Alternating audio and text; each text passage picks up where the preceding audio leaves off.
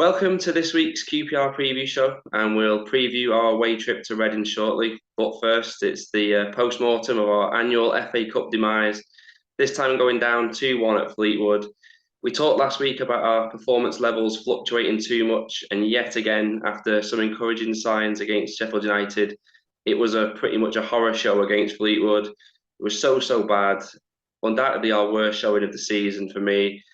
It's been pretty much universal animosity towards the result and performance from QPR fans. Has the feedback you've been getting been that way, Dave? Yeah, we always go out of the cup in quite embarrassing circumstances, don't we? It's been going on for decades, but this one feels a bit harder to brush off. And normally you can laugh it off. The performance just sounded abysmal, and it's not a one-off. It's not like that come out of nowhere. It's pretty similar to what we've been doing the last few months. There's a lot to worry about from where I could see, but seeing the team had none of the loans in it, so it's all our own players on last Saturday, and that was kind of the best we could come up with. It's not great, is it? There seems to be problems all over the pitch. We're conceding soft goals from set pieces. We're not creating chances, so we're not going to score any goals. We're not really dominating the ball that much, but we're just very negative, I think, with the ball. It's a worry. We look a poor side at the moment. Yeah, completely agree. You make a really good point as well about that being our players who were starting the game, and that they're the players who are here, and some of them are on long contracts as well, aren't they? I mean, I should probably give a rant alert here, but there'd be no point us doing this show if we didn't tell the truth. I'm still seething about it. I mean, obviously it was a small ground, we were close to the pitch, and you could see the body language of the players, and it was like half of them didn't even want to be there. It was like they thought they won as soon as we'd scored, but within 2 minutes, the end had been lobbed and we scrambled it away. Then he made a save and they scored from the corner. And obviously, it was like one of the worst corner goals I've ever seen a team concede. Their goalkeeper may as well have been reading a book in the second half. We genuinely didn't threaten at all. A few hopeless crosses was about the grand sum of our efforts. And that's against the League One side. And with no disrespect to Fleetwood, in any game against any team, you always think we'll get one chance or something will happen. And we just didn't even create that. It was embarrassing. And there just seems to be something wrong at QPR. No matter who's in charge, how many years go by and the players change, we seem to always have this thing where we just revert to type. And like you said there, we always joke, oh, we're out of the cup, typical QPR. But why is it QPR? Why is it like this year after year, decade after decade? How do we ever get beyond it? I don't know if we ever will, to be honest, unfortunately. But yeah, I mean, it's always happened. You can go back. I remember as a kid in the 80s, we lost to Doncaster in the Cup when we were a top flight side, and we lost to Stockport in the 90s. It's happened a lot more regular the last 20 years. But like you say, the performance worries me more than the fact that we've gone out the Cup, because, you kind of get used to going out the Cup. It was such a nothing performance, and it's followed on from similar performances that we've seen recently under Critchley and Beale, and what we saw last season under Warburton. It just seems to me whenever there's a bit of pressure on us, whenever things go against us a little bit, might get a bad refereeing decision or you concede a goal, we just fold completely. And you can't, we're not going to get anywhere if we keep doing that. We spoke the other week about how we react so poorly to conceding the first goal. We scored first in this one, and we still reacted poorly. I mean, I only saw the highlights, but I couldn't believe that from the kickoff from our goal. I mean, that there was no defence. It was like, what was going on? They just lumped the ball forward and they were in on our goal. It was, I've never seen anything like that before. You've got to question the players' mentality. It's the same players that have done it under 3 managers now. Just not turning up and performing. When we need them to. It's not looking good. No, and everything you're saying there, it's like everything that's been bad in our game in certain games, it was like all in one game against Fleetwood, the slow play, the conceding from his corners, and not concentrating and having nothing going forward. We probably best move on from Fleetwood before their blood pressure gets too high, to be honest. Look ahead to Reading. I mean, it's back to the league at least, 20 games to go. And as bad as we've been in recent months, we're still only 3 points in the top 6. It is still all to play for if we can sort ourselves out. Reading, obviously, they're on the same points as us. They're another bit of an inconsistent side this season. Most of their results have got 1 goal in it either way. I thought they were one of the most basic teams who played this season in the first match. A lot of route one to Andy Carroll, but obviously hard to beat. You can see why most of the matches have been tight, can't you? Yeah, they were hard to beat. They worked really hard against us that night. We were flying at the time, weren't we? And we only just beat them in the end. It was a really close match. It's going to be a tough one, you know. Yeah, we've got a decent record at Reading, but they're not the sort of side I'd want to face. They're quite physical up front, like you said. They're quite direct. I don't think we seem to fancy that sort of opposition. So I'm a little concerned by it. And, you know, you can't be confident with this team in a minute the way they're playing. We were good against Sheffield United, but still threw it away at the end.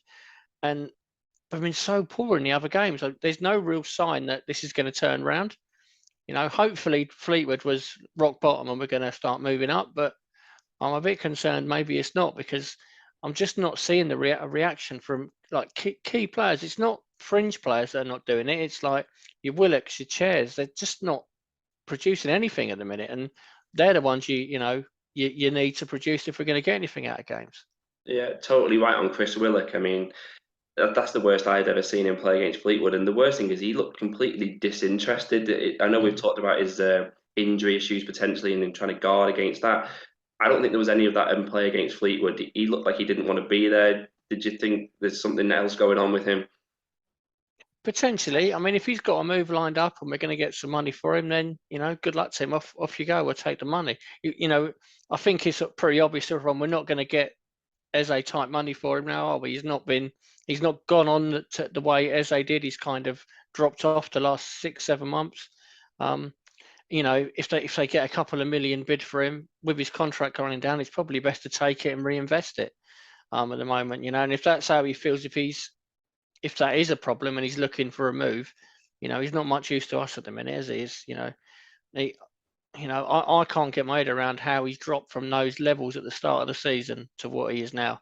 You know, surely you got, you know, I know a lot of stuff's gone on with the change of manager and the team aren't playing that well, but you've got to have professional standards in yourself and perform to your own top level. And too many of them don't do it. They seem to look for an excuse and go, "Oh, I'll phone it in today," and that's not good enough. Yeah, he's definitely fallen off a cliff, and like you're right. I can't even recall an instance of a player being almost unplayable, and now is whether you actually even play them because they're just offering nothing to the team. It's such a, again, one of those only at QPR kind of things. You feel you're right as well about our form. I mean, it's one win in the last 11 league and cup games. It's not just a blip, really. This is like a real bad moment that we're going through, and we have to somehow try and drag ourselves out of it. But when you think of the players, the list is endless of who you could criticise at the moment. I mean, talking specifically at Fleetwood, Tyler Roberts, I know he came on as a sub, but he was almost laughable what he came on and was doing. Ilias Chair, who was barely involved. Kakai had a good game against Sheffield United, but then was back to square one.